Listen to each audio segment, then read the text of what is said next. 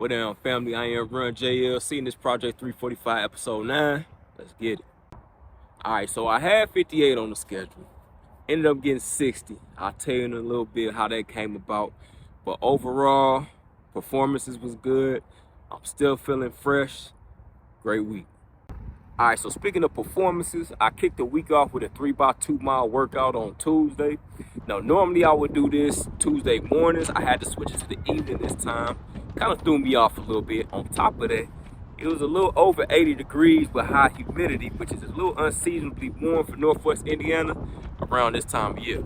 So, to start my workout, I was a little hot, went a little fast, but the next 2 sets of 2 miles, I was able to calm myself down, get the tempo, get the pace right that I needed it to be, which is about 820 to 825 for these type of workouts.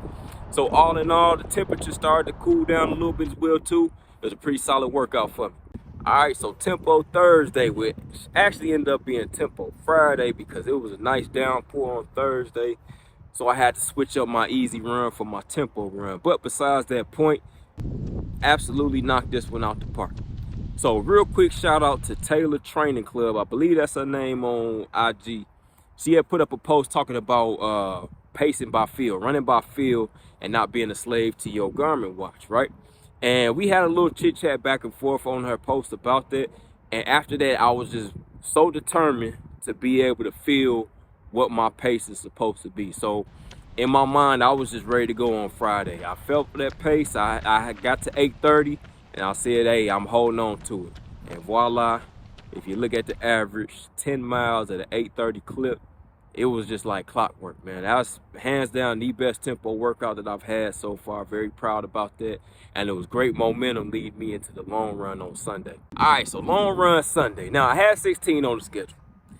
But I just so happened to look and see that I was at 42 miles for the week.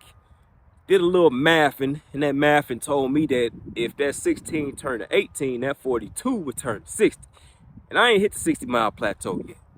So I had to go ahead and out for the 18, get that 60 in. And it was marathon day, 2-shot marathon was that day. So I had to get an extra 2 miles in for all my homies that was out there on the streets of Chi-Town getting it in. Ended up being an excellent day. The weather was beautiful, a little bit overcast. I got a little sunshine here and there, but the weather was perfect, man. About 44 degrees, no breeze, man. It was what a long run should have been. A last long run heading into my taper week. So average ended up being about 9:04, and it was just a beautiful day, man. I felt great. It was a great way to cap off a week, a great way to end the 60 miles for the first time ever, and I couldn't have been more happy with that performance. So overall, I'm grading this week hands down without a doubt an absolute A. I couldn't have asked for a better way to kick off my peak training and enter into this taper. Pacing was on point, mileage was on point, effort was on point. Everything that I needed to boost my confidence leading into this marathon. Only 3 weeks away, baby. All right, so normally this would be the time where we look ahead into the next week and I'll let y'all know what's going on.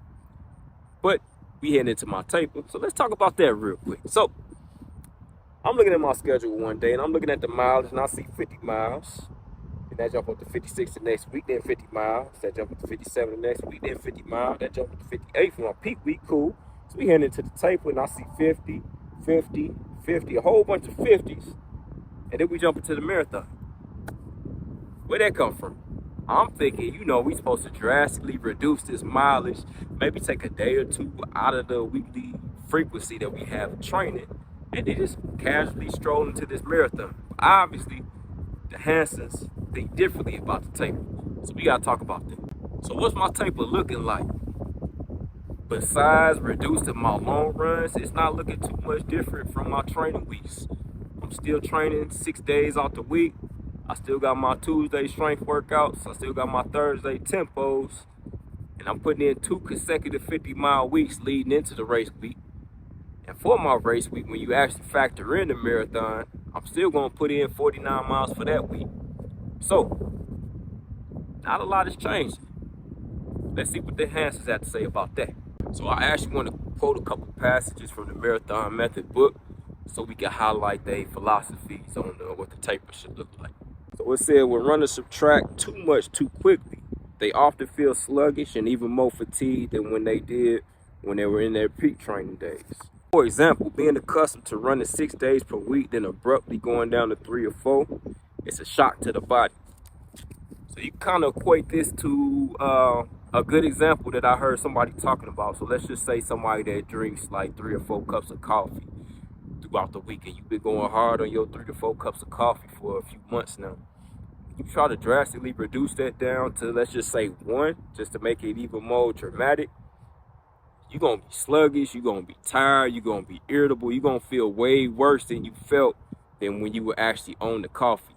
And you do not want to feel that way leading into the marathon. That kind of defeats the whole purpose of all the training we've been putting in. Now, as far as my strength and my tempo workout staying on the schedule, it's written in the book that it takes about 10 days for any physiological improvements to occur after a workout. And in the case of my taper, I don't have any workout scheduled on actual race week. So my last workout is programmed about 9 days before the marathon. So I should be able to reap the benefits of that workout without having to produce any extra taxation on my body leading into the race that week. And also, according to the book, if you taper correctly, it can elicit an improvement of up to 3%. So that's the difference between the 4 flat and the 3:53 marathon. So on that note, I'm going to shut up and I'm going to get to this taper. Alright, man, that's it for me this week. Appreciate y'all as always tapping in with me. If this is your first time checking in, I invite you to check out the first 8 episodes of this Project 345 series. See what your man been on up to this point.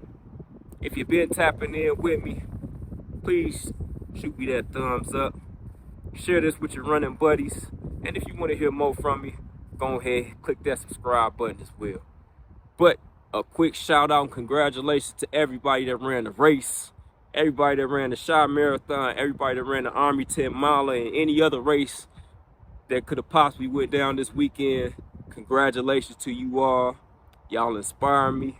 Let's keep going. It's getting cold out here, so I got to get back to my car. I love y'all. I appreciate y'all. This is your boy RunJLC signing out. Peace.